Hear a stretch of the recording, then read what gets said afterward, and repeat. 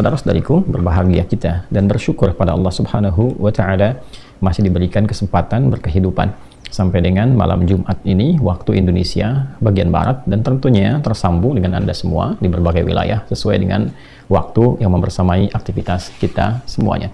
Dalam keadaan yang beragam itu, kita tentu berusaha selalu meningkatkan takwa kita kepada Allah Subhanahu wa Ta'ala, dan semoga diberikan kekuatan untuk konsisten istiqomah menjaga nilai keislaman sampai kita wafat menghadap Allah Subhanahu wa Ta'ala. Kita bersalawat pada Rasulullah SAW, memohon segala bentuk kemuliaan pada Allah Subhanahu wa Ta'ala yang terpancar dari pesan-pesan salawat itu, agar berkenan kita mendapatkan syafaat kebaikan dengan bersalawat pada Rasulullah SAW, setidaknya mendapatkan 10 kali kebaikan yang diberikan pada kita semua, dan diberikan kemampuan dan bimbingan untuk meneladani berbagai pedoman berkehidupan yang dituntunkan oleh Rasulullah SAW, dan semoga dengan ikhtiar kita itu dapat mengantarkan kita pada ridha Allah untuk menjumpai dan membersamai Rasulullah SAW di surga terbaik yang Allah siapkan untuk para hamba terbaiknya, insya Allah. Teman-teman, dalam rangka ikhtiar itu semua, kita kembali untuk mengaji, mendalami tuntunan Al-Quran dan sunnah Rasulullah SAW yang kita hadirkan dengan nama kajian Aqsa Al-Quran Sunnah Solution. Bukan sekedar kembali mengaji Al-Quran dan tuntunan Nabi dalam sunnah, tapi bagaimana menghadirkan itu semua sebagai kurikulum kehidupan yang menjadi solusi dalam berbagai perbuatan, aktivitas, hingga persoalan kehidupan kita. Alhamdulillah, di pertemuan yang lalu kita telah sampai pada ayat ke-32 di surah Al-Baqarah dan telah menyampaikan sebagian dari maknanya yang secara singkat memberikan kesan kepada kita keterkaitan dengan ayat sebelumnya, ayat 31 dan ayat 30, bahwa untuk memudahkan semua misi kehidupan kita di bumi, baik itu dalam rangka mencapai kesuksesan yang diharapkan, pun demikian kebahagiaan yang ingin diraih, serta bekal-bekal terbaik untuk dibawa pulang menghadap pada Allah Subhanahu wa Ta'ala di akhirat, maka yang paling pokok harus kita optimalkan adalah bekal pengetahuan. Bila para nabi dan rasul ditanamkan, diinstal langsung pada diri mereka karena bertugas menyampaikan risalah dari Allah Subhanahu wa Ta'ala, maka kita yang bukan nabi, bukan rasul, diberikan oleh Allah potensi beragam jenis pengetahuan yang bila kita mampu mengoptimalkan itu semua dengan cara belajar, meriset, mengoptimalkan akal kita, mengaktifkan sinyal di hati kita untuk membimbing akal demi mempercepat pengetahuan yang bisa kita raih, maka segala bentuk kemuliaan di dunia dan peluang kebahagiaan di akhirat insya Allah bisa kita dapatkan. Untuk itu saya pernah menyampaikan statement Al-Imam Asy-Syafi'i rahimahullahu ta'ala saat beliau mengatakan, man arada dunya fa'alaihi bil ilmi, siapapun yang menginginkan kesuksesan, kebahagiaan di dunia ini, maka dia mampu meraihnya dengan pengetahuan.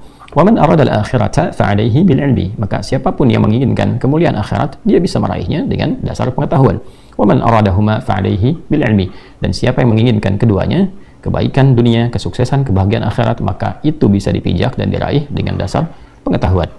Untuk itulah hal pertama yang Allah berikan kepada kita melalui contoh Nabi Adam alaihissalam, manusia pertama yang tercipta, adalah memberikan pada beliau bekal pengetahuan. Wa 'allama Adama al-asma'a kullaha, dan kita telah bahas dengan sangat juga mendalam insyaallah pengertian asma di dalamnya, termasuk kata kullaha, berbagai ragam pengetahuan yang diperlukan dalam konteks memakmurkan kehidupan di bumi ini sebagai amanah dari Allah Subhanahu wa Ta'ala. Karena itu di berbagai kitab tafsir sangat beragam sekali yang melengkapi satu dengan yang lainnya tentang makna beragam pengetahuan ini, baik itu terkait dengan nama keturunan, asma ad-dzurriyyah, kemudian juga nama-nama makhluk yang tercipta, asma al-khalq, sampai dengan perangkat-perangkat yang dibawa untuk mendukung kesuksesan dalam kehidupan di muka bumi, baik itu bahasa, kemampuan untuk mengolah di daratan, bahkan kemampuan untuk bisa menyelami lautan dan membaca segala yang ada, nampak tanda Allah di langit dan di bumi, dan berbagai hal lainnya. Untuk itu, maka yang terpenting adalah bagaimana kita mengoptimalkan potensi pengetahuan dimaksud, yang diawali dengan membangun kesadaran bahwa semua aspek pengetahuan itu kembali pada pemiliknya, yaitu Allah Subhanahu wa Ta'ala. Nah, kesadaran paripurna ini telah kita tuntaskan di pertemuan yang lalu, adalah ditampakkan pada ayat yang ke-32 ketika dikonfirmasikan pada para malaikat tentang kemampuan Adam yang Allah berikan untuk memudahkan, menyukseskan misinya di muka bumi sebagai khalifah yang memakmurkan, yang berkelanjutan, yang saling menggantikan. Maka mereka berkata dengan sangat jujur, karena malaikat memang bakatnya adalah selalu pada nilai kebaikan dan tidak punya potensi untuk menyimpang. La ya'sunallaha ma amarahum wa yaf'aluna ma yu'marun. Demikian ditegaskan di Quran surah ke-66 At-Tahrim di ayat yang ke-6 itu. Maka di Quran surah ke-2 Al-Baqarah ayat 32 mereka menyatakan dengan penuh ketundukan, qalu subhanaka la ilma lana illa ma 'allamtana innaka antal alimul hakim. Maka malaikat mengatakan, nah ini statement ini yang penting untuk digarisbawahi, subhanaka la ilma lana illa ma 'allamtana.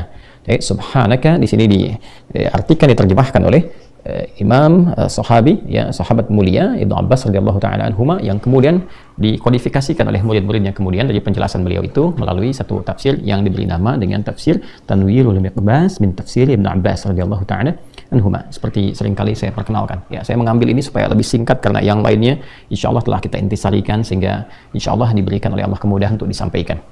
Ya, jadi diartikan dengan tubna, ya, tubna ilaika, ya Allah kami bertobat kepadamu, ya. Maksudnya apa?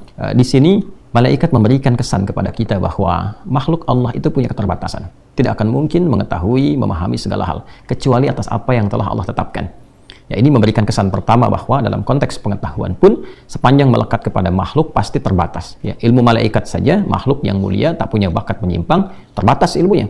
Ya, apalagi manusia yang potensi penyimpangannya ya bisa ditemukan karena ada kandungan nafsu dalam dirinya. Baik, maka sudah barang pasti itu akan sangat terbatas.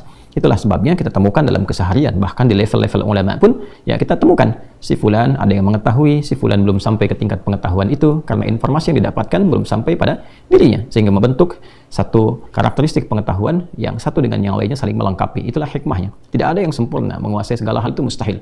Ya, yang ada mengoptimalkan potensi yang Allah berikan kepada kita untuk mendapatkan sebanyak mungkin informasi. Ya, dari data itu diolah menjadi informasi, dari informasi diolah menjadi pengetahuan, sehingga dengan itu ditransferkan kepada setiap orang untuk menjadi pedoman dalam berkehidupan. Nah, selalu ada batasnya. Ya, selalu apa? Ada batasnya. Karena itu adab yang pertama diajarkan oleh Allah Subhanahu wa taala melalui kisah malaikat ini, diambil tingkat yang tertinggi dari kualitas makhluk yang tidak punya potensi untuk menyimpang, tidak maksiat. Kan saya sering juga sedikit bercanda, tapi canda yang mengedukasi gitu ya. Ya, malaikat itu saking tidak punya bakat maksiatnya, la ya'sunallaha, maka mustahil ada penyimpangan. Ya kan, belum pernah dengar malaikat Jibril korupsi ayat misalnya kan. Ya, atau perpindahan tugas, ya karena bosan di tugas A pindah ke tugas B. Tidak. Ya, wa yaf'aluna ma yu'marun, mereka mengerjakan apa yang diperintahkan. Jadi kalau satu tugas sujud saja. Ya, sujud terus, ya kan. Kemudian kalau dia bertasbih, tasbih saja. Menurunkan hujan, turunkan saja. Nggak pernah gantian dengan malaikat pencabut nyawa misalnya. Tidak. Ya, konsisten di satu tugas. Satu titik saja. Nah, semulia tugas itu pun dengan potensi yang sangat nol, ya kan? Sangat tidak mungkin dilakukan untuk menyimpang. Mereka masih menyadari diri bahwa pengetahuan mereka terbatas. Ya, pengetahuan dikembalikan kepada Allah Subhanahu wa taala, sang pemilik segalanya. Maka adab bagi kita sebagai manusia, tentu yang pertama ini mesti kita belajar bahwa setiap kita manusia, betapapun Allah titipkan pengetahuan yang terlihat oleh sementara orang seperti luas, banyak, bahkan disebut pintar misalnya, tetap terbatas. Ini dia. Ya. Sepanjang melekat kepada makhluk, ya. Sepanjang melekat kepada makhluk, maka sifatnya terbatas. Nah, keterbatasan ini sesungguhnya adalah satu, untuk menetapkan bahwa kita ini makhluk. Ya. Kedua, membangun kesadaran bahwa ada ketundukan kepatuhan untuk selalu meminta kepada yang tak punya batas, yaitu Khaliq. Ya. Allah Subhanahu wa taala. Karena Allah menyebut dirinya dengan Khaliq. Ya. Inni Khaliq. Wa idh qala rabbuka lil malaikati inni Khaliq. Ada di Quran surah ke-15 ayat 28. Ya. Ini yang menjadikan semua pengetahuan-pengetahuan yang melekat pada makhluk tidak akan pernah bisa dipisahkan ketergantungannya kepada Khaliq, pada Allah Subhanahu wa taala. Akan selalu ditemukan orang yang lebih dari sebelumnya, lebih dibandingkan yang lain. Dan hikmahnya saling mengisi. Allah tebarkan di tempat A, di sosok A, sosok B, sosok C untuk saling melengkapi dan membangun kesadaran bahwa ya, yang memang tak terbatas hanya Allah Subhanahu wa taala. Maka kalau ini kita tanamkan lebih awal dalam diri kita saat mulai menuntut ilmu atau sudah menjadi seorang pengajar, baik itu pengajar dalam konteks keilmuan umum misalnya, ataupun juga dalam konteks keilmuan agama, bergelarkah ustadzkah misalnya, kiaikah atau habibkah dan sebagainya, pun demikian, bergelarkah masterkah misalnya, atau doktorkah misalnya, atau profesorkah, tetap semua gelar yang melekat itu tidak akan menghentikan status kita sebagai makhluk yang memiliki pengetahuan terbatas. Jadi jangan sampai gelar yang disematkan, ya, kepada si fulan atau sementara kalangan itu, ya, meninggikan keadaan hati seseorang untuk menyimpulkan bahwa dia yang paling mengetahui segalanya. Itu bencana pertama yang bisa menghambat orang lain mendapatkan pengetahuan lebih, ya, sekaligus juga mencegah orang lain untuk bertindak dengan benar. Dan itu besar nilai kesalahannya di sisi Allah Subhanahu wa taala. Karena itu, kalau kita tarik bahkan dalam pengetahuan keagamaan bahkan, ya, maka sangat dianjurkan satu alim, orang yang mengetahui dengan alim dan lain, para ulama, untuk saling melengkapi, saling mengisi, saling merekomendasikan. Bahkan kita dengar kisah-kisah di masa lalu, saking bijaknya para ulama, bahkan dalam konteks ini memuji Allah Subhanahu wa taala dengan meninggikan kolega-kolega ulama yang lainnya. Betapa Imam Malik rahimahullah memuji Imam Asy-Syafi'i karena ilmu yang Allah titipkan kepadanya. Pujian kepada hamba itu bukan untuk hambanya, tapi memuji Allah Subhanahu wa taala yang menitipkan kelebihan kepadanya, sehingga mengajak kemudian kepada khalayak ramai untuk mengambil ilmu darinya karena titipan dari Allah, sejatinya demikian. Jadi para ulama itu kalau memuji bukan makhluknya, ya, karena dalam rangka ketaatan kepada Allah, dan dididik para ulama itu supaya tidak orang-orang fanatik kepada dirinya atau menyimpulkan dia yang paling benar, sehingga nanti ketika dia terbatas pada pengetahuannya dan tidak mampu memberikan solusi, dia tidak bisa memberikan arahan kemana itu harus disimpulkan, kemana umat diberikan tuntunan, dan itu akan celaka. Ya, ketika tidak punya tuntunan yang baik, tidak punya tuntunan yang benar, memaksakan untuk menyampaikan sesuatu, dan itu mencelakakan. Kata Nabi SAW, atau kama qala Rasulullah SAW, dhallu fa'dhallu. Ya, kemungkinan dia bisa salah dan umat pun bisa tersesat. Maka Al-Imam Asy-Syafi'i misalnya kemudian juga hal yang sama, memberikan rekomendasi, memberikan satu pujian kepada Imam Ahmad bin Hanbal misalnya rahimahullah dalam akhlak, dalam kehidupannya plus dengan hafalannya. Pun demikian dengan para imam-imam yang lainnya, sejatinya adalah mereka telah mempraktekkan apa yang Allah tanamkan lewat kisah malaikat itu, bahwa selalu ada keterbatasan. Dan di balik keterbatasan ini adalah ujian kepatuhan untuk tunduk kepada Allah Subhanahu wa taala. Ingat, sifat takabur itu adalah bagian dari perilaku iblis yang diwariskan melalui pasukan setannya. Itu yang sangat berbahaya.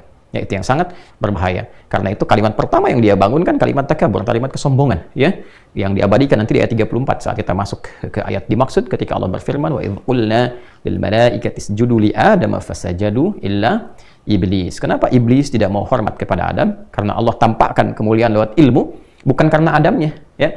Hakikatnya karena Allahnya. Jadi diperintahkan untuk hormat kepada Adam, ya, sebagai wujud penghormatan, penghambaan kepada Allah yang memerintahkan. Ya, tahu dari mana? Ya, pemahaman semacam itu ditemukan di Al-Quran, tafsir Quran bil Quran, di surah ke-7 Al-A'raf di ayat ke-12 itu. Qala ma mana'aka alla tasjuda idh amartuk. Ya kan? Hei, apa yang mencegah engkau, ya, untuk hormat kepada Adam, untuk menaati perintahku ketika aku perintahkan? Bukan persoalan sujud hormatnya ke Adam, ini perintahku kata Allah. Ya. Nah, apa yang menyebabkan kemudian iblis tidak ingin menghormati Adam, bahkan tidak menaati perintah Allah pada saat itu? Karena faktor takabur, kesombongan, merasa dia memiliki satu pengetahuan, kehebatan, dan kemampuan yang tak terbatas, ya, atau melebihi Adam alaihissalam. Dan itu celaka. Ketika Allah yang menitipkannya, maka secara tidak langsung Allah ingin tanamkan, ini kuasaku, ini ilmuku. Maka ketika seorang hamba menyimpulkan melebihi si fulan, ya, karena kesombongan dia, hakikatnya dia telah menantang Allah, merasa melebihi apa yang telah Allah tetapkan. Ya, apa jawaban iblis? Teruskan ayatnya di Quran surah ke-7 Al-A'raf itu dari 12 teruskan sampai ke 13-nya. Ya, qala ana khairum minhu khalaqtani min narin wa khalaqtahu min tin. Ya, dia berkata saya lebih hebat dibandingkan dengan Adam. Konteks hebatnya apa? Karena terkait konteksnya, salah satunya dengan pengetahuan. Kan ayat 31 tentang pengetahuan, 32 ujian, ya kan? Tiga-tiganya dites, diuji kan? Nah, iblis merasa dia lebih mampu, dia lebih hebat walaupun dia nggak bisa jawab, itu kan. Ini problem terbesarnya. Sudah nggak bisa jawab, merasa lebih hebat. Dan ini akan diwariskan. Ya, saya ingatkan, mumpung ini masih ingat, saya ingatkan betul-betul ya. Jadi hati-hati betul, ada kalanya iblis menanamkan penyakit. Dan ini yang penting diwaspadai di kalangan juga para pengajar, para ustadz. Ini penting sekali, karena psikologi Al-Qurannya seperti itu. Ya, akan ditemukan keadaan-keadaan karena ketidakmampuan atau karena kebelum-mampuan mendapatkan informasi sehingga terbatas pemahaman dan didapati orang lain mampu menyampaikan itu, maka iblis akan menanamkan, ini potensinya, sifat-sifat keangkuhan, ya kan? Yang dengan keangkuhan itu dia mengemas sedapat mungkin supaya orang lain tidak mendapati ilmu dari orang-orang yang dimaksudkan atau orang yang Allah titipkan pengetahuan kepadanya, supaya terfokus kepadanya saja. Ini bahaya. Ya, dan ini tidak lain dari keangkuhan yang ditanamkan oleh iblis laknatullah alaihi. Ini mesti hati-hati, ya. Nanti babnya berbeda lagi, kalau beda ilmu dengan ilmu, ada pemahaman misalnya. Nah, ini akan berbeda babnya, ya. Kalau ada yang salah, ada yang benar, untuk mengingatkan itu babnya beda. Tapi kalau ini benar, ini mendatangkan dalil dan ditutup peluang untuk mendapatkan pengetahuan, itu penyakit namanya. Ya. Nah, kembali ke sini. Qalu subhanaka. Subhanaka bermakna tubna. Bermakna tubna. Masya Allah, malaikat bertobat ya. tubna ilaika, ini di tafsirnya Tanwirul Mikbas, min dzalika, ya, min dzalika. Insyaallah saya sudah baca, jadi insyaallah semoga Allah berikan kemudahan untuk menyampaikan. Tubna ilaika min dzalika, ya Allah kami bertobat. Ya, min dzalika, dzalika itu apa? Dari pertama mempertanyakan, ya kan? Pada Allah Subhanahu wa taala sifat pertanyaan. Ya, ingin tahu, ingin menambah itu, ya Allah, kenapa yang dipilihnya kok Adam alaihissalam menjadi khalifah yang bertugas di bumi, ya kan? Kenapa misalnya tidak dipilih seperti malaikat saja? Ya kan, wa nahnu nusabbihu bihamdika wa nuqaddisu lak. Sedangkan sifat kami ini lebih optimal untuk menaati. Kami yang bertasbih-tasbih, bertahmid-tahmid, bertakdis-takdis. Tapi justru karena itulah kemudian ya menjadi tidak akan optimal membangun konteks kehidupan di bumi, karena tugas malaikat ya monoton di satu titik saja. Ya bagaimana kalau yang sujud bisa bangun masjidnya, bagaimana? Karena sujud terus, nggak berkembang kehidupan.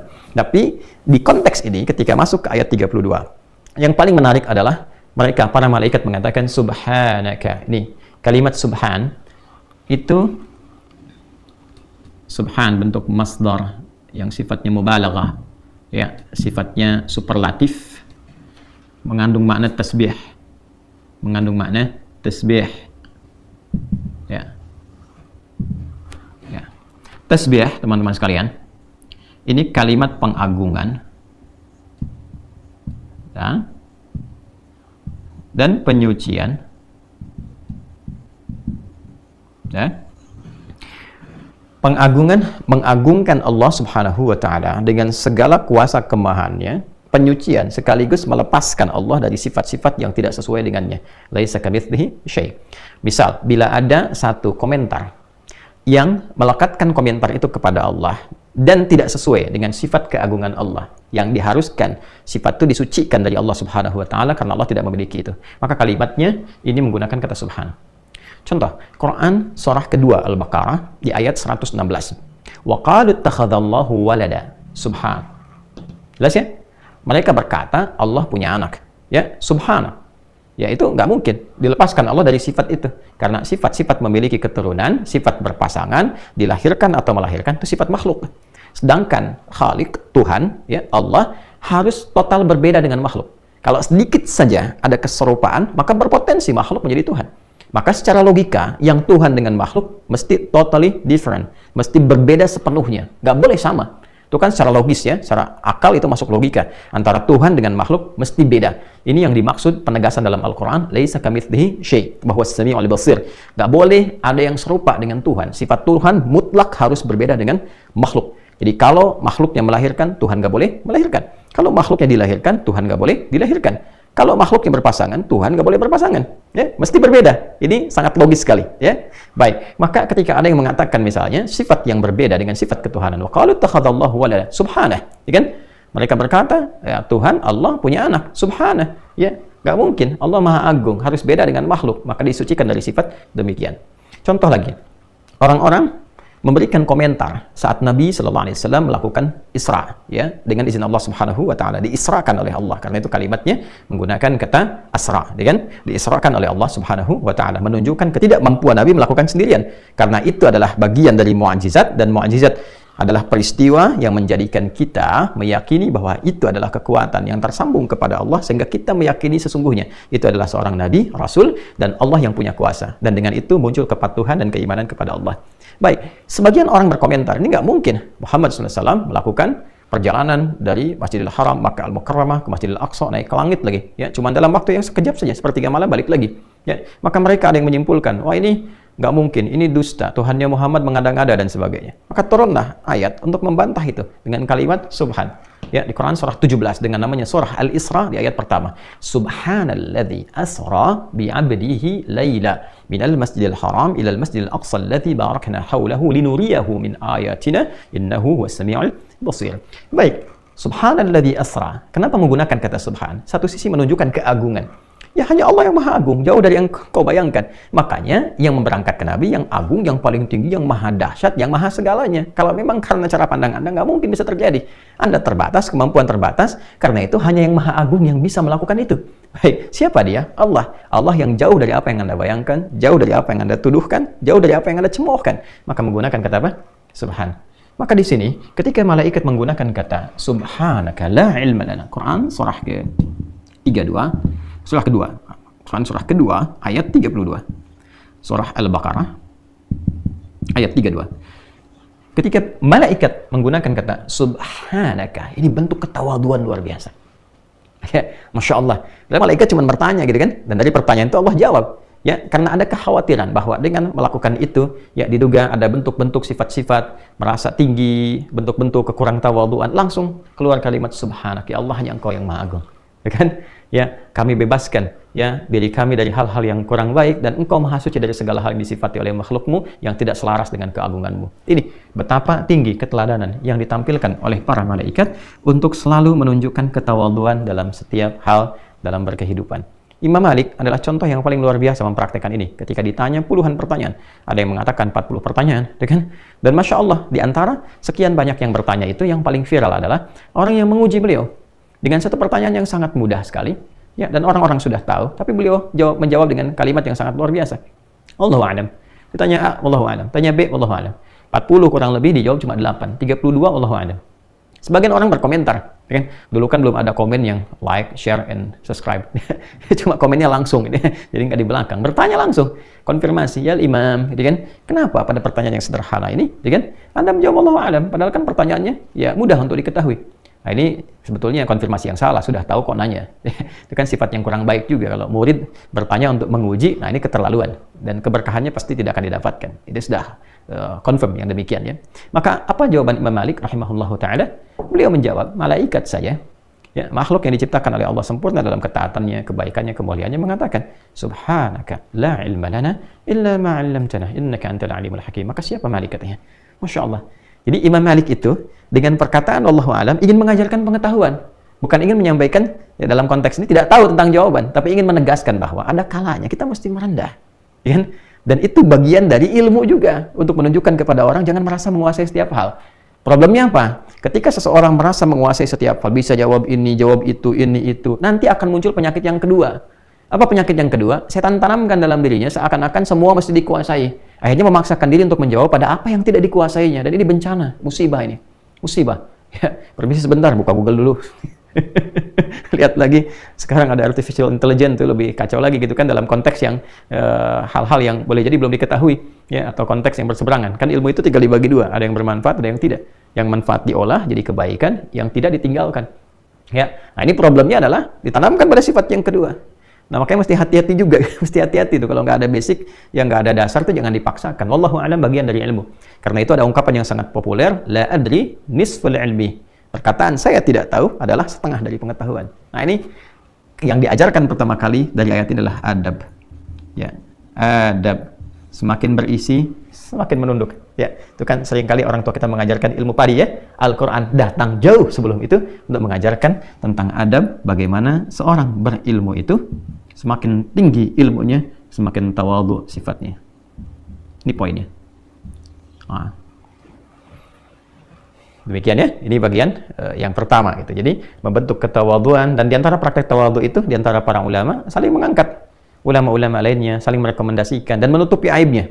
Ya, jadi kalau terbalik jadi repot tuh. Ya, kalau misalnya mengarahkan pada satu titik saja, ini simpulan saja, yang lain jangan, dan sekaligus mengumbar aib. Nah, ini bertolak belakang. Bertolak belakang. Nah, ini bertentangan dengan Al-Quran, bertentangan dengan Sunnah, bertentangan dengan contoh para sahabat tabi'in, salafus saleh.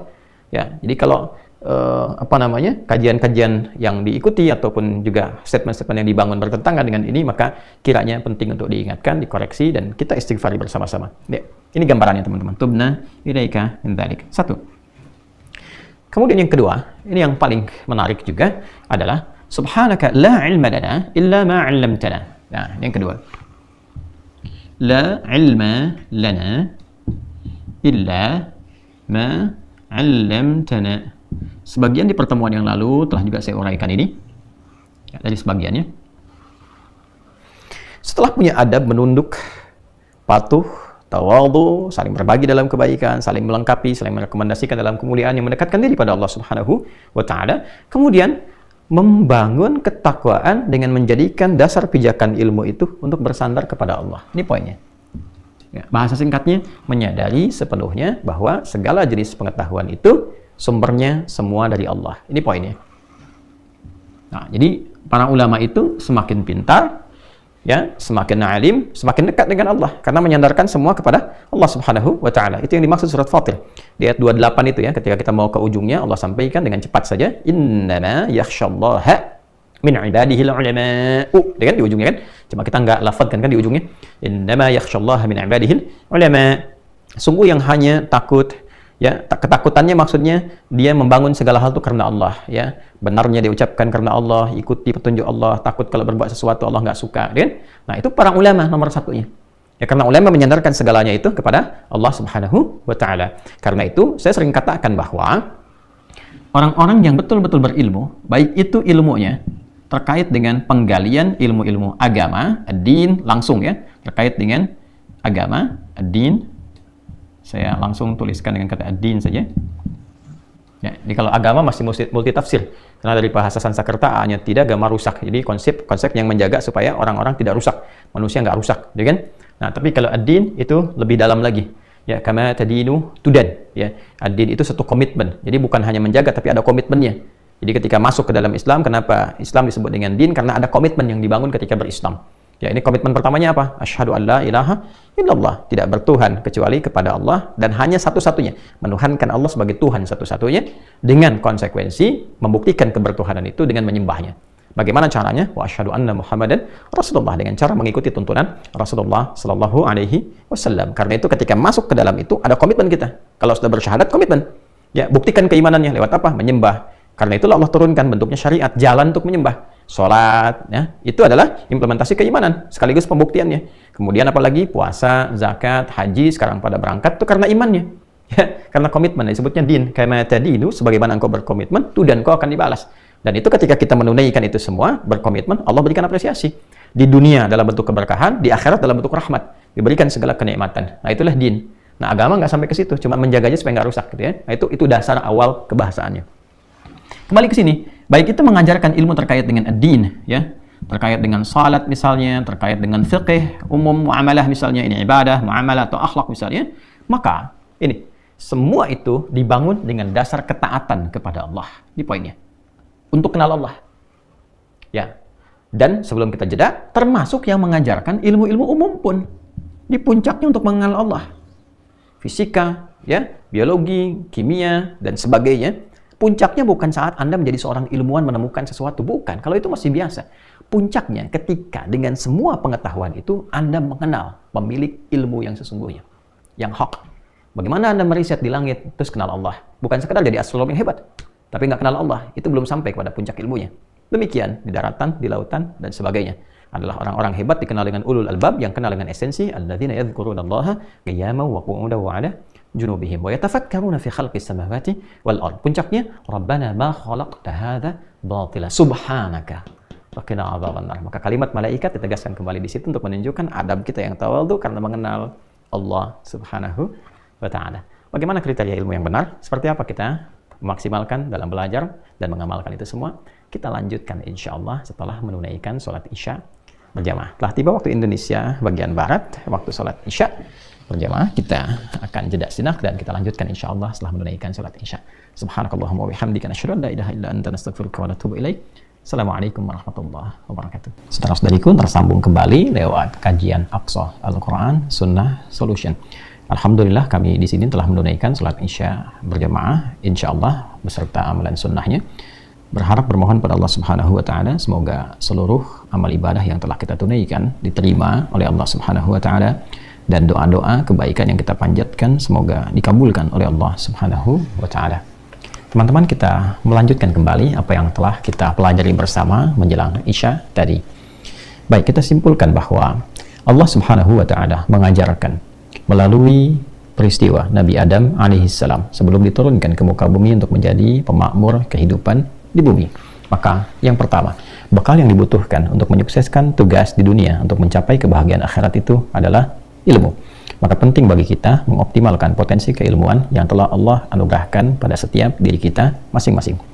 Yang kedua, penting ada sikap untuk menyandarkan dan memantapkan di dalam jiwa bahwa semua potensi keilmuan ini adalah bersumber dari Allah Subhanahu wa taala. Karena itu tujuan memunculkan, mengoptimalkan semua potensi ini sehingga melahirkan pengetahuan yang dengan izin Allah bisa mengangkat derajat kehidupan kita, harus mampu mengenalkan kita dan mendekatkan kita pada pemilik pengetahuan, yaitu Allah Subhanahu wa taala. Karena sejatinya ilmu sejak diciptakan oleh Allah Subhanahu wa taala membersamai semua tugas-tugas kita adalah dalam rangka membangun dasar pengetahuan yang mendekatkan kita kepada Allah Subhanahu wa taala, sehingga kita menyadari bahwa tidak ada semua yang ada di semesta ini kecuali terhubung segalanya kepada Allah Subhanahu wa taala. Subhanaka ma khalaqta hadza batila. Maha suci Engkau ya Allah dari segala sifat yang tidak sesuai denganmu. Semua Engkau yang cipta ini, semua hasil ciptaanmu ini, semuanya punya fungsi, punya manfaat bagi kehidupan kami, hamba-hambamu, yang dengan manfaat itu mengenalkan kami dan menyadarkan kami bahwa Engkau Subhanahu wa ta'ala pencipta segalanya. Jadi sekali lagi, baik itu yang mendapatkan titipan pengetahuan dalam bentuk pengetahuan agama, din, atau bahkan pengetahuan umum, sejatinya puncak kesuksesannya adalah saat ia mampu mengenal Rabbnya. Kemudian yang ketiga, kita juga simpulkan dalam pembahasan kita bahwa sedapat apapun yang kita hasilkan dari pendalaman pengetahuan itu tetap semuanya bersifat terbatas. Tidak ada satu makhluk pun yang bisa menguasai segalanya. Itulah hikmahnya Allah menitipkan kelebihan-kelebihan pada hamba-hamba yang beragam untuk menyadari bahwa pertama, manusia terbatas, sehingga tetap selalu ada sandaran kepada Khalik. Karena itulah ulama sehebat apapun masih berdoa, sepintar apapun masih bergantung kepada Allah Subhanahu wa taala, membangun sifat khasyah, innama yakhsyallaha min ibadihil ulama. Yang kedua, juga memberikan kesan keragaman kepada kita untuk saling melengkapi dan menyadari bahwa situasi di setiap lingkungan itu berbeda, sehingga menumbuhkan kesadaran bahwa pendekatan-pendekatanmu tidak akan sama. Apa di antara contohnya? Allah menegaskan di akhir ayat 32 itu, innaka antal alimul hakim, lewat lisan malaikat mengajarkan pada kita, hanya Engkau lah ya Allah al-alim, yang maha mengetahui segalanya. Ya, bahkan di tafsir dikatakan bina wa bihim, ya, tahu tentang kami para malaikat, bihim tahu tentang makhluk-makhluk yang lain termasuk Adam dan yang lainnya. Jadi Allah yang maha mengetahui hikmah segalanya. Nah, pemilik hikmah itu disebut hakim. Kenapa Adam dititipi ini? Kenapa malaikat ini? Ya kan? Kenapa manusia begini? Kenapa jin harus ini? Kenapa malaikat begini? Hanya Allah yang maha bijak karena mengetahui hikmahnya. Karena itu, pesan moralnya Pak, bila pun ada kita temukan seseorang dititipkan oleh Allah kelebihan di tempat A, tempat B, itu dengan hikmah Allah.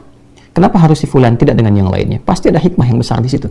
Yang salah satunya kita bisa memahami bahwa kebutuhan di daerah itu atau wilayah yang lebih luas memang menuntut sosok ini yang harus mendapati itu dengan izin Allah Subhanahu wa taala. Nanti yang lain punya perannya lagi, yang nilainya bisa sama. Di sisi Allah kan kadarnya keikhlasan, bukan berapa banyak pengetahuan dia kumpulkan.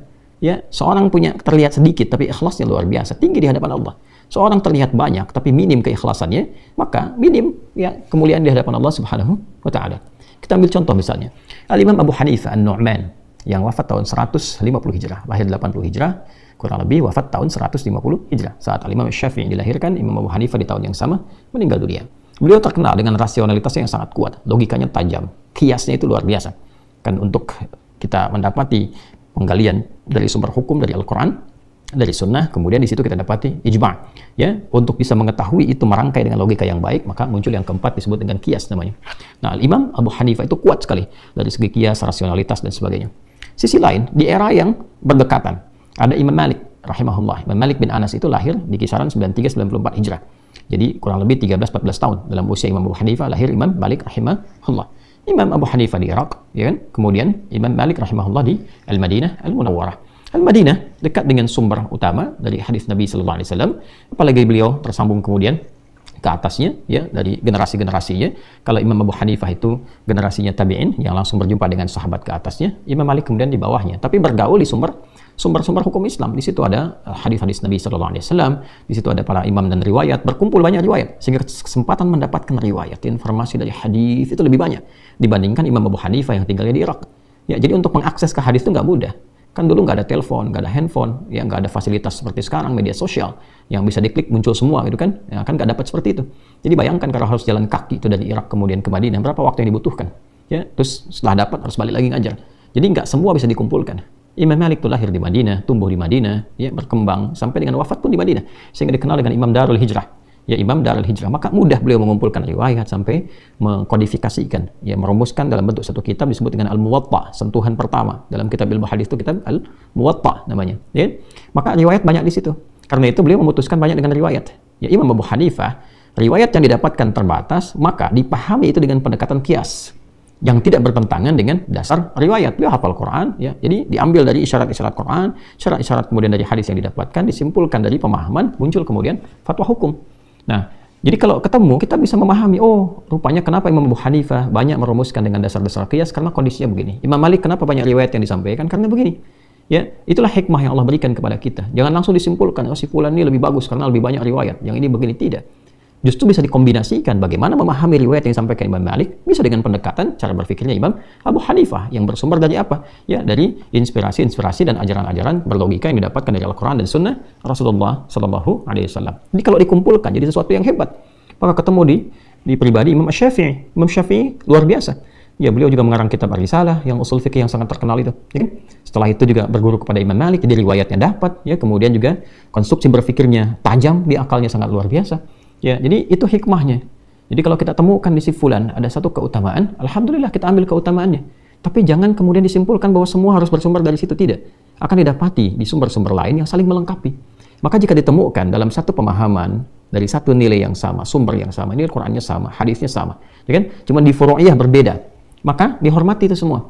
Walaupun kesimpulannya berbeda, tapi dalam perbedaan itu tetap dalam frame yang sama. Ya, frame yang sama. Misal kita ambil misalnya kan tentang kunut. Ya, ini dalil kunut tuh ada yang seperti ini. Dalilnya ada. Ini tentang kunut, tapi cara memahaminya berbeda.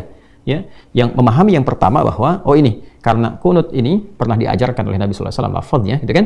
Kemudian dipraktikkan oleh di antara cucu Nabi, Al Hasan ya radhiyallahu taala anhu, kemudian ada Ibnu Umar radhiyallahu taala anhu dan sebagainya. Maka dipahami seperti oleh Imam Asy-Syafi'i rahimahullahu taala. Maka ya, saya praktekkan kunut. Maka di subuh khususnya beliau praktekkan kunut.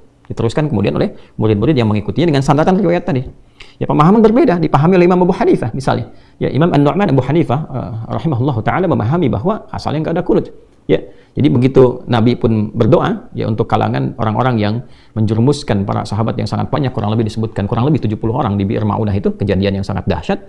Ya, maka Nabi kemudian berdoa memohonkan kepada Allah hukuman untuk mereka. Kemudian turunlah Quran surah ke-3 Ali Imran ayat 128 tuh sampai 129. Laisa laka minal amri syai'un aw yatuba 'alaihim aw yu'adzibahum fa innahum zalimun, sampai Nabi berhenti. Ya, setelah itu Nabi berhenti, setelah berhenti kan mengajarkan doa, tapi dalam riwayat lain tidak mempraktikkan kembali. Maka Imam Abu Hanifah kemudian memilih riwayat untuk tidak berkunut.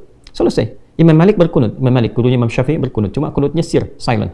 Jadi di rakaat yang kedua sebelum rukuk itu kunut. Ya, cuma masing-masing kunutnya silent. Kalau Imam Asy-Syafi'i memilih riwayat yang jahar setelah rukuk. Ya, Imam Ahmad bin Hanbal menengahi itu. Oh, karena Nabi kunutnya itu pada satu peristiwa tertentu, ada peristiwa yang menjadikan butuh doa yang kuat, maka beliau kunut. Setelah itu beliau ambil riwayat, kan Imam Ahmad juga hafal sejuta hadis kan, dilihat. Tapi Imam Ahmad ya sudah gitu kan, karena ini di satu kejadian tertentu beliau kunut, selanjutnya pada riwayat-riwayat yang ada beliau temukan tidak kunut, gitu kan, atau tidak konsisten dengan kunut, gitu ya. Jadi beliau menyimpulkan ya sudah, kalau ada kejadian yang membutuhkan kunut maka di situ kunut. Kejadian yang membutuhkan doa disebut dengan nazilah, maka muncul kunut, istilah kunut apa? Nazilah. Nah, ini kan pemahaman dari hadis-hadis riwayat yang ada. Ya, jika kemudian diurutkan keseluruhannya menjadi satu amalan. Jadi yang meninggalkan maksudnya tidak mengerjakan kunut itu karena memahami seperti ini, itu sama dengan turunan syariat, tidak ada masalah. Yang mengerjakan memahami dengan nazilah, ada turunan dalilnya. Yang mengerjakan kunutnya dipraktekkan di waktu subuh juga ada turunan dalilnya. Masing-masing punya dalil riwayat yang semuanya tahu riwayat itu, tapi memilih mempraktekkan sesuai dengan pilihannya karena dasar yang dia yakini yang ini. Itu tidak ada masalah. Yang salah itu yang nggak sholat subuh. Jadi pokoknya itu yang disepakati semua. Pokoknya sholat subuh nggak ada perbedaan, sama-sama 2 rakaat. Ini kan dicabang saja.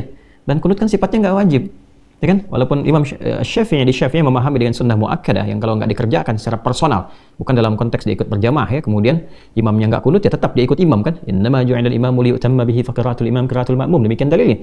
Imam itu dijadikan untuk diikuti. Ya, maka bacaan imam mewakili bacaan makmum. Kalau imam kunut, makmum mengaminkan. Imam tak kunut, makmum ikut. Ya, dan tidak harus sujud sahwi. Nah, tapi kalau dia salat sendirian kemudian ya dia memahami kunut sebagai bagian dari prakteknya Syafi'iyah, dia lupa dengan itu dia sujud sahwi. Itu sederhana itu saja, sesimpel itu kawan, gitu kan? Nah, ini tidak harus dipertentangkan dan tidak harus kemudian muncul perselisihan di situ. Nah, ini yang kita mesti pahami. Ya, Imam Abu Hanifah kan senafas sekehidupan dengan sejaman dengan Imam Malik. Tak pernah kita mendengar pertikaian misalnya Imam Abu Hanifah menyoal Imam Malik masalah kunut, ya menyebut bid'ah dan sebagainya, tidak kan? Gitu kan? Tapi menghargai. Jadi menghargai yang di sini yang kunut, dalam saat yang bersamaan dia memilih praktek yang beliau kemudian pilih dari pemahaman yang sudah ada. Dari riwayat yang sama, ini tahu riwayatnya, dan itu dibenarkan. Tidak ada masalah, karena itu kan pilihan untuk melengkapi saja afdaliyah. Dan afdaliyah itu kembali kepada pemahaman apa yang ingin dipilih. Dan ada kaitan dengan isu ormas, jadi jangan disimpulkan kalau kunut NU, kalau nggak kunut Muhammadiyah, tidak. Ya, justru kita berkah, alhamdulillah. Ya, dengan keberagaman ini kita dapatkan banyak sekali pengayaan yang kita bisa hasilkan dalam berkehidupan. Dan saya sangat senang sekali hari ini ada silaturahim, masya Allah ya, pimpinan pusat Muhammadiyah yang dinakhodai oleh Profesor Dr. Haidar Nasir sekarang bertemu ya dengan Kiai Haji Yahya Thaquf kan, ya dengan turunan pejabat dari pengurus besar Nahdlatul Ulama. Alhamdulillah semua berkumpul. Kita doakan semua ulama itu, semua pengurus ormas itu bisa duduk sama-sama, kemudian juga memberikan pencerahan ya. Dengan kita melihat mereka duduk bareng-bareng di foto, kemudian tersebar, kita tenangkan, damai, nyaman, sehingga mengharapkan semua ketentraman, kebahagiaan.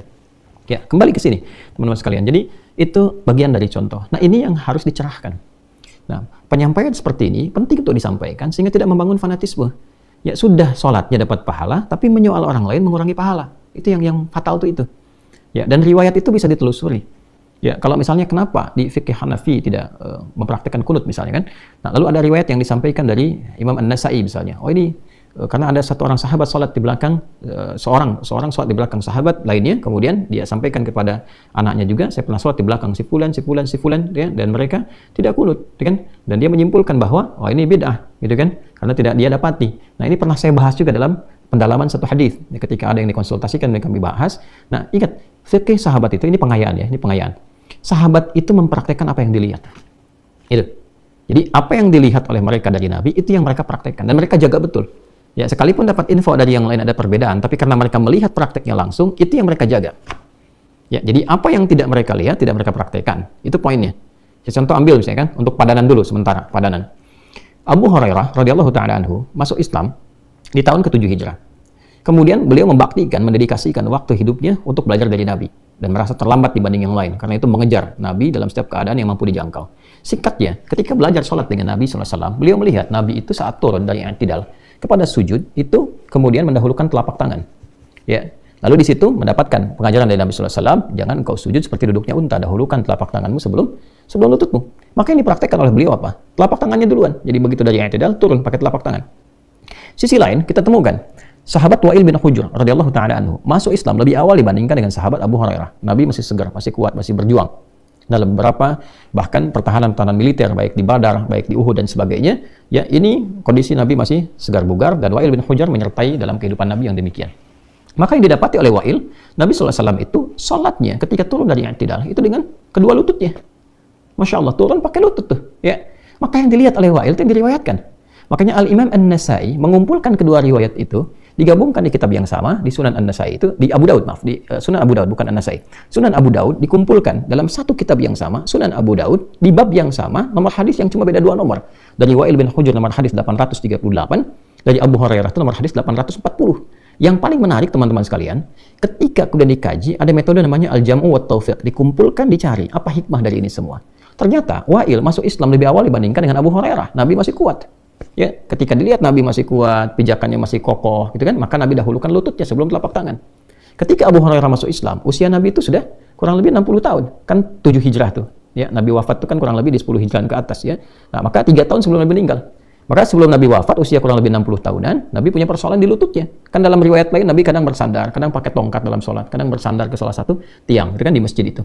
Kenapa? Karena untuk menopang keadaan diri beliau yang kakinya dari lutut sudah melemah. Makanya ketika turun itu pakai telapak tangan. Ini hikmahnya. Jadi bukan untuk diperdebatkan bahwa yang pakai lutut bermasalah, yang pakai telapak tangan paling afdol atau sebaliknya, yang ini paling nyunnah itu tidak. Bukan itu problemnya.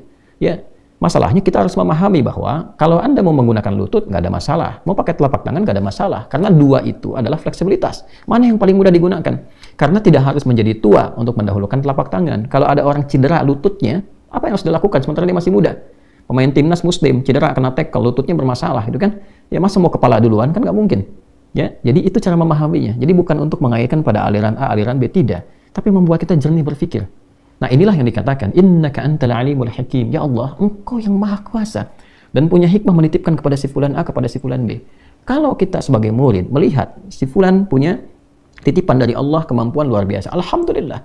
Si fulan pasti punya yang lain, alhamdulillah. Maka jangan kecilkan salah satu dibanding yang lainnya, tapi ambil yang baik dari si fulan ini, kemudian lengkapi dengan yang baik dari yang lainnya sepanjang berkesesuaian dengan nilai-nilai kebaikan dalam Al-Quran dan Sunnah Rasulullah SAW. Itulah manhaj salaf as-salih.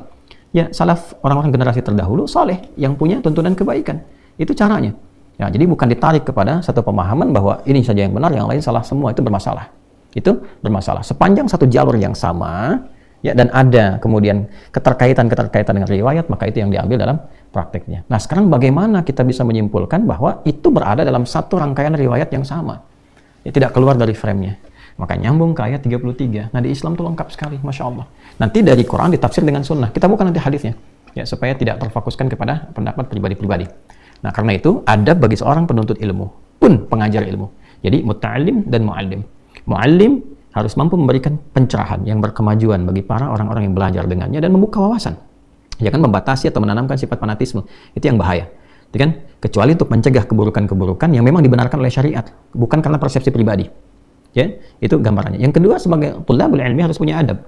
Ya, walaupun guru ini baik, tetap tidak meninggalkan guru-guru yang lainnya dalam penghormatan, sekalipun mungkin belajar di sisi yang lain. Ya, apalagi guru-guru awal yang mengajarkan, walaupun mereka hanya mengajarkan misalnya alif bata atau Quran pertama, tetap mesti ada adab. Ya, jangan merasa sudah hafal Al-Baqarah kemudian bersikap yang tidak pantas pada guru pertama yang mengajarkan Iqra misalnya atau qiraati atau yang lainnya. Ya. Baik, kita teruskan.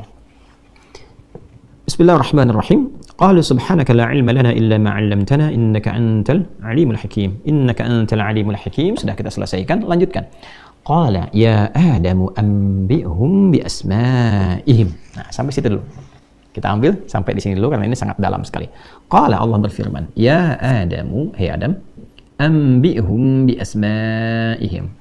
Anbi'hum dari anba'a yunbi'u. Jadi ada naba'a, ya. Kemudian isim masdarnya sifat keadaan disebut dengan naba, sesuatu yang besar, sesuatu yang agung, kan? Tapi kalau diperintahkan untuk menyampaikan sesuatu yang agung, yang besar, itu diganti menjadi rumusnya menjadi af'ala yuf'ilu anba'a yunbi'u.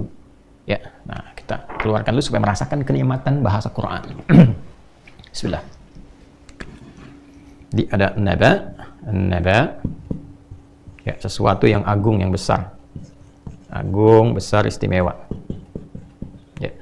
Makanya ada surah An-Naba, surah 78, kan? Karena di dalamnya terkandung berita yang agung, berita yang besar, berita yang istimewa. Kalau ingin dirubah kalimatnya untuk menyampaikan sesuatu yang besar, yang agung, maka gunakan rumus af'ala, formulasi dalam shorof af'ala yuf'ilu. Maka jadi anba'a yunbi'u. Anba'a yunbi'u. Ya kan? Ini nanti penekanannya berbeda dengan nabba'a yunabbi'u. Nabba'a. Ada nabba'a yunabbi, ada anba'a yunbi'u. Ya, nabbi ibadi anni ghafurur rahim, kan? Ya, Muhammad SAW sampaikan kepada hamba-hambaku tentang keagungan yang melekat kepadaku, kepada Allah Subhanahu wa taala, bahwa Allah itu adalah pengampun tanpa batas, penyayang yang paling dalam. Ini menunjukkan ampunan Allah itu begitu mahal, istimewa. Ya, jadi kalau hamba itu sudah ditawarkan ampunan Allah nggak mau tobat, itu keterlaluan. Terlaluan. Karena untuk mendapatkan ampunan itu istimewa, agung. Allah ketika memberikan yang istimewa pada hamba yang dianggap istimewa. Karena itu pelaku maksiat yang mau bertobat itu dicintai oleh Allah. Diistimewakan, Masya Allah. Ya, bahkan turun ayat di situ. Kan di Quran surah kedua Al-Baqarah di ayat 222. Innallaha yuhibbut tawwabin. Allah sangat mencintai orang-orang yang tobat, hamba-hamba yang tobat. Dan tobat itu ditebarkan untuk semua hamba. Tubu ilallahi taubatan nasuha, ya, semuanya tanpa batas tobat kepada Allah. Tobat itu istimewa. Jadi ketika seorang itu bertobat, dia sedang dinilai istimewa oleh Allah. Maka berbahagialah orang-orang yang cintai Allah ketika dia kembali kepada jalan Allah. Pelaku maksiat yang ingin bertobat itu dicintai oleh Allah dibandingkan orang saleh yang tidak pernah merasa salah. Ini menggunakan kata Nabi untuk memberikan kesan bahwa, ayo, sampaikan secara bertahap. Ya kan? Bertahap, pelan-pelan, supaya merasakan kenikmatan tobat itu. Maka menggunakan kata nabba'a, yunabbi'u, tadarruj, munajjaman. Tapi ketika menggunakan kata anba'a, ini menunjukkan sesuatu yang disampaikan atau dilakukan secara menyeluruh, secara total. Ya. Duf'ah wahidah. Perhatikan indahnya bahasa Quran. Allah tidak mengatakan ya Adamu nabbi, tidak. Tapi Allah menyampaikan qala ya Adamu ambi'hum. Tuh. Kan? Ambi'hum. Kenapa menggunakan kata anba'a dari rumus af'ala, memberikan kesan bahwa kalau ingin menyampaikan sesuatu mesti total, jangan setengah-setengah. Oh. Kalau mengajar harus total. Ya, sampaikan ilmu secara menyeluruh. Anda mempraktekkan misalnya kunut atau tidak kunut, tapi jangan menutup ilmu yang lain. Sampaikan secara luas. Ya, tentang kunut itu ada dalilnya sekian, ya. Nah, ini pemahamannya begini. Kita memilih kunut karena alasannya begini. Ya, tapi ada orang yang memilih tidak kunut, alasannya begini. Hormati ya orang lain yang tidak kunut. Kalaupun pilih kunut, alasan kita begini. Kalau berdiri kita bermakmum di belakang orang yang kunut tidak ada masalah. Tapi kalau imamnya nggak kunut, kita tidak kunut juga, ya. Langsung saja ikuti. Nah, sebaliknya yang tidak kunut pun menyampaikan. Yang kunut, jamaah sekalian, itu alasannya begini, sanadnya begini, ilmunya seperti ini. Kita yang tidak kunut, nah ini pemahamannya begini. Ya, dalilnya begini, cara memahami kita seperti ini. Kalaupun ada kunut, ditempatkan di nazilah, misal seperti itu. Tapi kalau kita berdiri, bermakmum di belakang orang yang kunut, aminkan ya, jangan diam misalnya. Seperti itu caranya. Nah, itu total. Ya, jangan kemudian disimpulkan bahwa, wah ini, kita nih yang benar begini, ini salah nih, ini potensial jadi masalah. Ya, apalagi dalam konteks furu'iyah. Furu'iyah itu sesuatu yang menyempurnakan saja, bukan pada pokoknya. Nah, ini persoalan serius di sini. Ya, jadi ini kalau menyampaikan sesuatu dengan total. Ya, dan itu tetap menggunakan kata ambina, sesuatu yang agung, apalagi kalau menyampaikan sesuatu yang terkait dengan risalah yang bersumber dari Allah Subhanahu wa taala. Kenapa pengetahuan terutama tentang agama menjadi agung? Karena sumbernya dari Allah. Ya. Itu ya poinnya. Dan yang paling menarik di sini ada ketersambungan sanad transmisi. Qala ya Adamu, kalau itu kan ya Adam itu kan perintah. Siapa yang perintahkan? Allah. Itu kan? Jadi di sini ada pola pengajaran. Yang mengajarkan siapa? Allah. Karena Adam punya fitrah kenabian, maka fitrah kenabian menjadikan menerima ilmu langsung dari Allah. Sanadnya tersambung ke Allah. Allah tanamkan. Kan wa'allama itu kan wa'allama Adam al-asma'a kullaha. Ya, Isa juga alaihissalam juga begitu. Ya, wa'allamahu Taurat wal Injil. Ya, kemudian kan seperti itu. Ya, kita temukan misalnya di surah Ali Imran itu.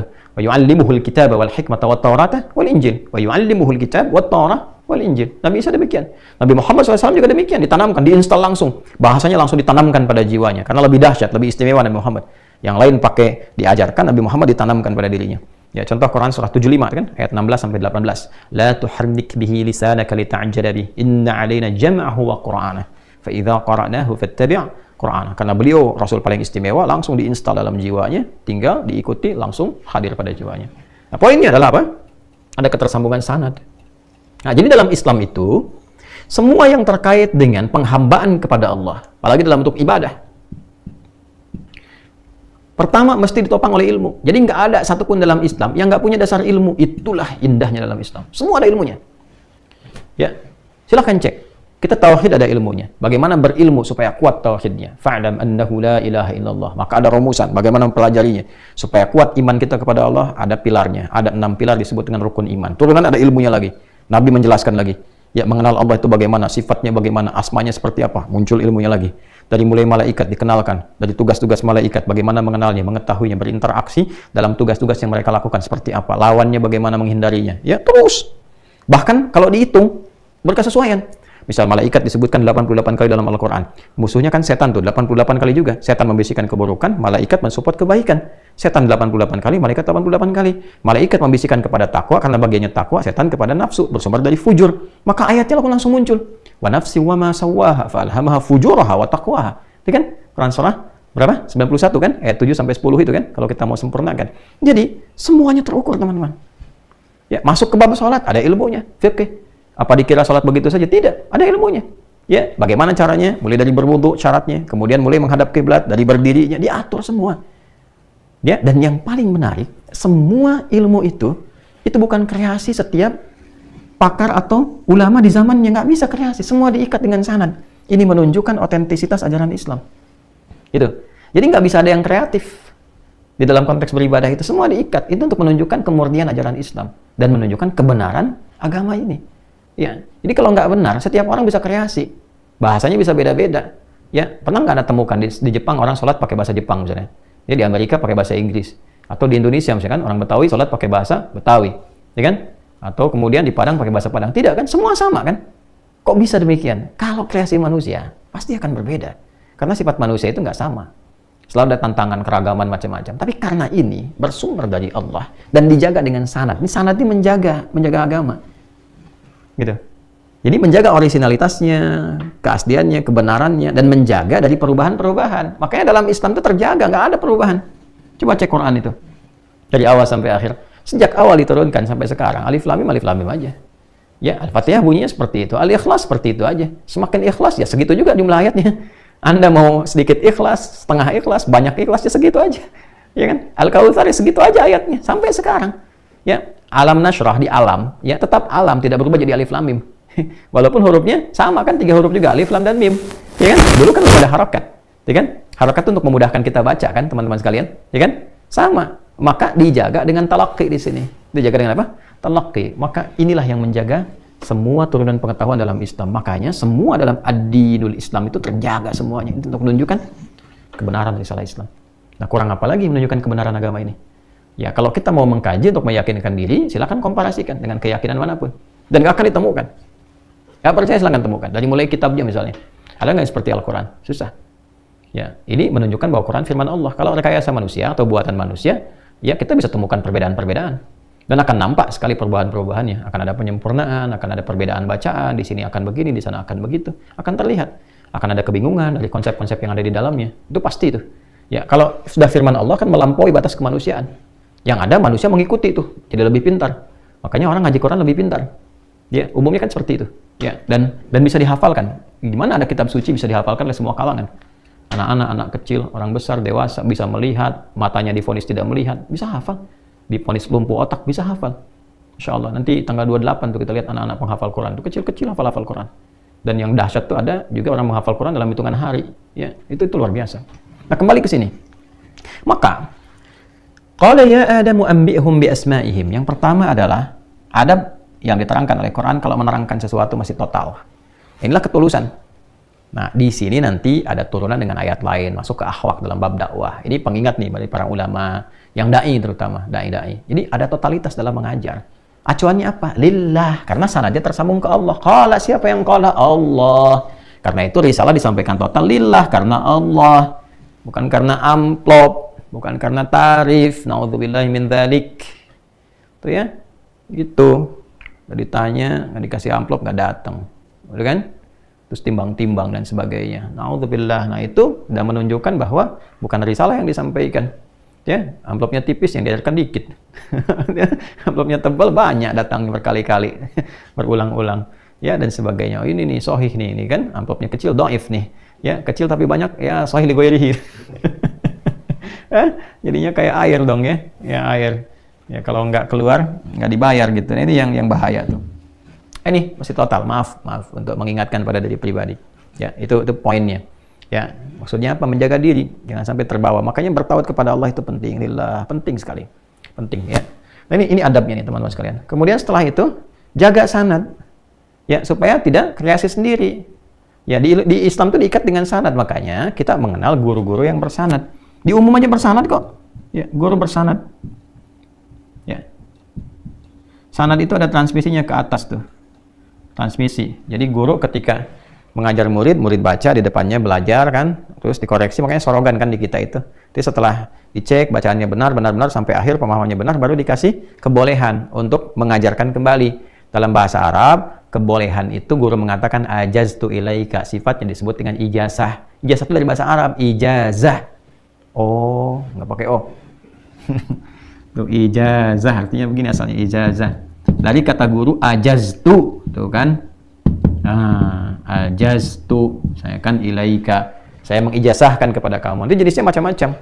Ya, ada ijazah dengan lisan, dengan tulisan, ya, dan beberapa yang lain-lain. Itu termasuk di ilmu hadis. Nah, dari kata ajaztu, masdarnya disebut ijazah, sifatnya ijazah, diserap ke dalam bahasa Indonesia jadi ijazah. Ijazah. Ya, kalau dibuat hukum formal, jadi pembelajaran formal, bikin silabus, bikin kurikulum, ini yang menunjukkan sanad bahwa dia pernah belajar. Itu maksudnya. Jadi kualitas pengajaran bergantung kepada gurunya. Kan gitu kan? Kalau belajar matematika yang ngajar kan apa spesialisasinya? Matematika kan? Ya kan? Yang ngajar ilmu hukum ahli hukum kan? SH, MH dan seterusnya, dokternya di hukum. Nah, itulah sanad namanya. Makanya ketika mengajar dia punya kepakaran di bidangnya. Nah, di agama itu terjaga. Lebih kuat lagi dan kita punya tradisi itu sejak dulu. Ya, sejak dulu. Makanya ilmu ini penting memiliki sanad untuk menjaga kebenaran dari pemahaman, praktek dalam ibadah. Sehingga tidak ada peluang di setiap era itu untuk berkreasi masing-masing. Itu semua aspeknya dalam Islam bersanad semua. Ilmu apa aja? Mau terkait dengan tauhid, terkait dengan ibadah, terkait dengan muamalah, dengan akhlak. Bahkan kita ngaji Quran pun ada sanadnya ke atas. Dari siapa? Ya, saya mengaji di antara guru kami dari Quran itu Syekh Dukali, misalnya kan. al-muallim. Itu syahidul kali mukri, bukan cuma qari, seorang mukri. Ke atasnya lagi ada sanad sampai ke Rasulullah SAW. Jadi nggak sembarangan di hadis dengan si fulan. Saya tafsir ngaji misalnya salah satunya di antara guru-guru kami, Syekh Muhammad Sayyid Tantawi misalnya, Syekhul Azhar sebelum Syekh Ahmad Thayyib. Itu ke atasnya ada guru-guru lagi sampai ke atas. Jadi semuanya itu terjaga sehingga pemahamannya itu akan utuh. Ya, memahami logika di setiap zaman dengan penyesuaian zaman mungkin bisa berbeda, tapi pakemnya akan sama. Nggak akan mungkin berbeda memahami ayat. Cuman bagaimana menerapkan ayat itu di setiap zaman, nah itu maslahatnya bisa berbeda. Tapi pemahamannya akan menyimpang. Qul huwallahu itu maknanya akan tetap seperti itu. Ya. Dalam fikih, bagaimana praktek fikihnya? Nggak akan menyimpangkan ayat. Karena terjaga. Makanya dari zaman Nabi sampai dengan kapanpun, misalnya nyusun saf itu kalau kita belajar yang bersanad, nggak akan aneh-aneh. Dalam sholat, laki-laki depan, perempuan saf paling belakang, perempuan dengan perempuan, laki-laki dengan laki-laki. Besok Jumatan yang khutbah siapa? Laki-laki. Nggak ada perempuan khutbah untuk laki-laki. Itu kan? Nah, jadi laki-laki yang khutbah, kemudian jamaah datang, diatur, dan sebagainya, safnya diatur, dan semua itu ada sanadnya. Nah, yang paling menarik tentang pentingnya sanad ini ada Sahih Muslim nih. Jadi Sahih Muslim itu ada di bab muqaddimah, subtopik yang kelima. Ya.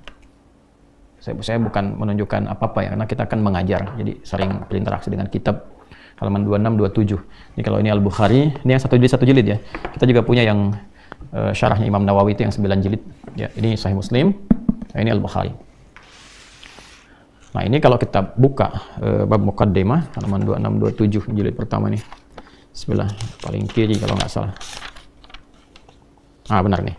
Subtopik yang kelima. Ini halaman 27 nih. Ini ya. Subtopik yang kelima. Ini kita dapati nih. Bismillahirrahmanirrahim. Bab bayan anna al-isnad min ad-din wa anna riwayata la takunu illa 'an thiqat. Wa anna jarh ar-ruwati bima huwa fihim jaizun bal wajibun wa annahu laysa min al-ghibati al-muharramah bal min adh-dhabbi 'ala asy-syari'ati al-mukarramah. Masyaallah. Nyata nih. Ya. Apa kata beliau? Ini Sahih Muslim nih yang disepakati oleh kita, dan ini ada sanadnya. Ini ada hadisnya juga. Ya. Apa kata beliau? Sebelum menyampaikan semua topik-topik yang merangkum hadis-hadis Nabi terkait kurikulum kehidupan dalam kitab Sahih Muslim, beliau membuka dengan muqaddimah. Ya, di muqaddimah itu ada beberapa subtopik. Subtopik yang kelimanya, bab bayan annal isnad, ya, ini subtopik yang menerangkan bahwa isnad, ketersambungan informasi itu, terutama terkait dengan agama, yang nyambung sampai ke Nabi, minad din, termasuk bagian dari agama, dari ad-din. Ya, jadi contohnya begini, kalau kita mau bahas tentang sholat nih, gimana sholatnya benar? Bisa benar itu kalau informasi yang disampaikan benar. Ya kan? Inna ad-dina 'indallahil Islam. Quran surah ketiga ayat 19. Ya kan? Din yang ditetapkan oleh Allah itu adalah Islam. Nah, di antara pokok Islam itu ada 5. Hadis Muslim hadis yang ke-8, di Al-Arba'in hadis yang kedua, ya kan? Ya tasyhadu an la ilaha illallah wa anna muhammadar rasulullah, tuqimas shalah, di antaranya salat. Ya, wa tu'ti zakat, tasum ramadan, wa tahajjul baita in istata'ta ilaihi sabila. Salat itu bagian dari Islam. Nah, bagaimana cara kita menunaikan salat? Ada ilmunya. Nah, ilmu ini mesti benar. Kalau nggak benar, salatnya salah. Ya, jadi kalau kita urutkan din, Islam itu ada syariat, salat itu ada ilmunya. Nah, ilmu ini juga bagian dari din, dari keislaman. Jadi kalau salah menyampaikan, salah salatnya, salah cara beragamanya. Itu poinnya. Nah, makanya ilmu yang disampaikan mesti benar. Nah, mengurutkan keilmuan ini supaya benar ketika disampaikan, itu isnad namanya. Urutannya disebut dengan sanad. Makanya disampaikan oleh Imam Muslim, annal isnada minad din. Ketersambungan pengetahuan itu yang tersambung sampai ke pengajar awal. Sampaikan dari Nabi, menerima si fulan, sampaikan si fulan, dan nggak berubah setiap masa. Makanya kita dari mulai berdiri, bertakbir itu nggak beda, semua sama. Bacanya semua Allahu Akbar. Ya, dan dari mana? Dahsyatnya begini, itu semua informasinya ada semua nyambung ke atas. Ya, nyambung semua sampai ke atas. Ya. Dan yang paling menarik, anna riwayat la takunu illa anith thiqat. Dan tidak diterima riwayat yang menyampaikan informasi ini kecuali dari thiqat, orang yang thiqah. Kredibilitas thiqat itu nanti banyak sekali kualifikasinya. Jadi nggak sembarangan dalam Islam, nggak setiap orang yang tahu informasi diterima, tidak. Ya, kalau dikata Imam An-Nawawi dalam kitab At-Tibyan itu, wala yata'allamu illa mimman kamulat ahliyatuhu, ya, dan tidak diterima atau tidak belajar itu dari kecuali dari kualifikasi berikut ini. Ya, yang pertama, mimman kamulat ahliyatuhu, orang yang memang pakar di bidangnya. Ya, kemudian yang kedua apa? Bagus akhlaknya. Ya, akhlaknya baik. Jadi kalaupun dia ilmunya bagus tapi akhlaknya nggak bagus, jadi fitnah nanti buat ilmu, buat agamanya. Wah, ini jangan kesimpulan lah, kotor tuh kata-katanya, banyak mencela, banyak, jadi jelek akhirnya. Padahal ilmunya mungkin ada. Ya. Nanti banyak sekali, ada 4 kualifikasinya nanti ketika Imam An-Nawawi menerangkan dalam kitab At-Tibyan. Jadi Islam itu ketat sekali. Thiqat. Nah, nanti ketika sudah kredibel jadi thiqat. Ada tawadhu'nya, ada akhlaknya, dan kemudian dia mengamalkan apa yang disampaikan. Gitu. Sehingga orang itu belajar ilmu dan amal sekaligus. Nah, itu thiqat. Ya, nanti kalau di ilmu hadis itu nanti disebut sahih dengan 5. Mattasala isnaduhu, ya, bersambung sanadnya, binaqlil adlid dhabit, anil adlid dhabiti min ghairi syudzulin wala illatin qadihah. 5 tuh. Hadis itu baru bisa diterima dari orang yang punya kualifikasi 5 ini baru jadi sahih. Mattasala isnaduhu, bersambung sanadnya. Ya, bagaimana bersambungnya? Ada lagi kualifikasi mutawatir atau masyhur atau ahad nih. Kalau mutawatir dari banyak orang, semua nerima dari Nabi banyak, sehingga nggak mungkin mereka bersepakat dalam dusta, nggak mungkin saking banyaknya. Ya, semua menyampaikan hal yang sama. Nanti sedikit di bawah itu jadi masyhur. Kalau cuma satu orang jadi ahad, statusnya ketika diamalkan jadi beda. Walaupun mungkin informasinya benar. Ya, jadi saking ketatnya dalam Islam begitu. Binaqlil adli, adli harus adil nih. Yang keduanya nih, adil itu ada turunan lagi. Bagaimana seorang bisa dikatakan adil? Lihat konsistensi antara perkataan dengan perbuatannya. Maka muncul istilah 3M di sini. Ya, M itu nanti ada nggak sifat mungkarnya di sini? Ya, yang keduanya nanti ada nggak sifat matruknya? Yang ketiga maudhu' tuh. Ya, mungkar nanti perbuatan-perbuatan yang seringkali diingkari. Jadi memang menyampaikan riwayat yang mungkin boleh jadi benar, tapi perbuatannya itu sering terlihat ingkar. Misalnya pernah ketemu nongkrong di diskotik, misalnya kan, atau pernah kelihatan mabuk, pernah kelihatan apa, nah itu nggak diterima, diingkari. Ya, atau orang-orang yang sering mengarang sesuatu, ngarang cerita, ngarang ini tiba-tiba menyampaikan hadis itu ditinggalkan. Ya karena nggak bisa dibedakan mana cerita dia, mana hadis dia. Yang terakhir yang suka plagiat atau yang suka menisbatkan sesuatu kepada Nabi, gitu kan? Sehingga meletakkan sesuatu yang palsu. Itu sampai ketahuan dan itu ada kitabnya. Ada jarh wa ta'dil, mizanul i'tidal dan sebagainya. Ditemukan semuanya. Itu sampai begitunya dalam Islam tuh. Masya Allah. Kemudian dhabit itu kuat hafalan, tidak tuh. Ya, ada yang menghafal 5 menit kemudian berubah. Nah, itu jadi turun kualitasnya. Ya, jadi titik-titik semua, koma-koma semua. Saking kuatnya hafalan itu luar biasa. Sampai sebegitunya. Turun sedikit hafalan jadi hasan hadisnya. Istilah Imam At-Tirmidzi. Ya min ghairi syudzulin wala illatin qadihah, dan tidak ada celah-celah, baik celah-celah yang terkait pada perbuatan pribadinya atau celah-celah yang ya menjadi rusak pada urusan perbuatan tentang agamanya. Jadi itu semua dikaji itu. Baru kemudian jadi thiqah. Zamannya thiqat. Wa anna jarh ruwat, dan mengetahui ya, untuk mengetahui pribadi seorang perawi itu dan menemukan kekurangannya, bima huwa fihim jaizun, itu boleh untuk dilakukan, bal wajib, bahkan menjadi wajib. Wa annahu laysa minal ghibah muharramah, dan ini bukan termasuk bagian ghibah yang dilarang. Artinya untuk mencari kebenaran hadis supaya benar, tidak ada fitnah bagi Nabi, tidak ada fitnah bagi agama, sampai ditemukan kualifikasi itu.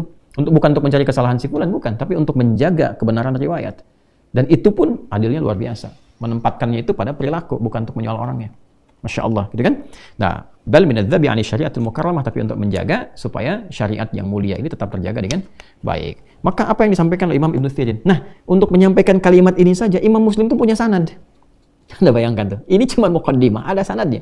Kata Imam Muslim rahimahullah ta'ala qala, beliau menyampaikan haddatsana Hasan ya bin Rabi', menyampaikan kepada kami namanya Hasan bin Rabi'. Hasan bin Rabi' menerima dari Hamad bin Zaid. Hamad bin Zaid menerima dari Ayyub dan Hisham dan dari Muhammad. Mereka mengatakan, haddatsana Fudail, mereka menerima dari Fudail. Fudail menerima dari Hisham. Hisham mengatakan menyampaikan kepada kami Makhlad bin Husain. Makhlad bin Husain menerima dari Hisham. Hisham menerima dari Muhammad bin Sirin. Muhammad bin Sirin menyampaikan. Bayangkan, Imam Muslim enggak ketemu dengan tokoh ini, Muhammad bin Sirin. Tapi beliau mengurutkan sanadnya sampai ketemu di sini, cuma untuk menyampaikan kalimat ini. Apalagi yang terkait dengan ibadah.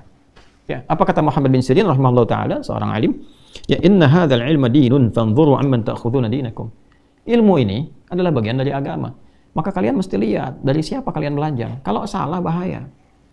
Salah bahaya, agamanya bisa celaka. Ya, masa belajar fikih dari orang yang nggak tahu fikih, apalagi yang misalnya tidak beriman kepada Allah. Makanya saya sering kritisi itu untuk memberikan bentuk sayang, ya, bukan untuk mencela atau merendahkan, karena sayang. Masa belajar Islam ke negeri orang yang nggak pernah sholat, nggak beriman juga. Makanya pulang-pulang kan pada aneh cara berpikirnya. Semua agama sama, menuju pada Tuhan yang sama, cuma caranya beda-beda. Ngapain sekolah tinggi-tinggi kalau pemahamannya demikian? Ya kan? Nah, sudah jelas menyimpang, misalnya dikatakan tidak menyimpang. Ya Allah mengatakan, misalnya kan dalam Al-Quran jelas, manusia diciptakan laki-laki perempuan. Terus ada pendapat yang lain. Padahal Anda belajar agama, belajar Quran dan sebagainya.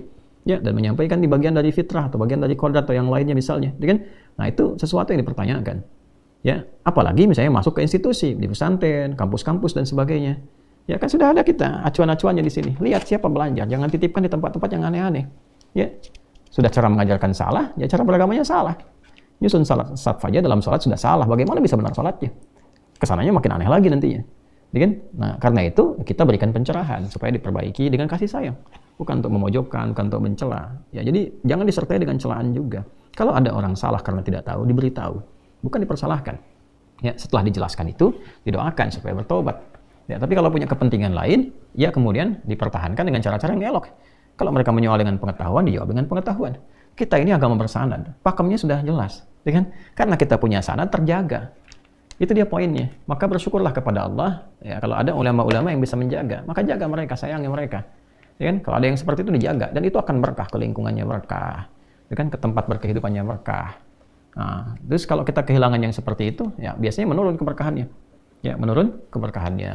Gitu ya. Nah ini teman-teman sekalian, untuk memberikan kesan kepada kita, bahkan di ilmu umum pun kita berharap dapat kampus yang gurunya top-top kan, pakar di bidangnya, pakar itu bersanad. Agama lebih daripada itu. Ya, umum itu hanya mengatur kehidupan kita dengan dunia, sedangkan agama mengatur kehidupan kita bahkan dengan akhirat, dunia akhirat. Masa urusan dunia dikejar-kejar sampai serius, urusan akhirat diabaikan begitu saja? Ya kan? Cinta Tuhan kok bermaksiat? Katanya cinta Allah, tapi maksiat kepada Allah. Nah, cius. Serius gak? Ya, teman-teman ya, mohon maaf ya. Jadi malam ini kita kembali meneduhkan hati kita. Karena ini akan muncul suasana-suasana di Idul Adha akan mendekat. Kan itu kan koreksi diri. Supaya kita membersihkan diri dari sifat-sifat hewani, yang mendekat kepada Allah, mentadabburi peristiwa haji, apa yang dilakukan saat mereka wukuf, kita puasa, dan sebagainya. Karena itu izinkan menyampaikan informasi pada teman-teman semuanya. Yang pertama, kita berusaha mendekatkan kembali dengan Quran, zikir yang paling baik, ya kan?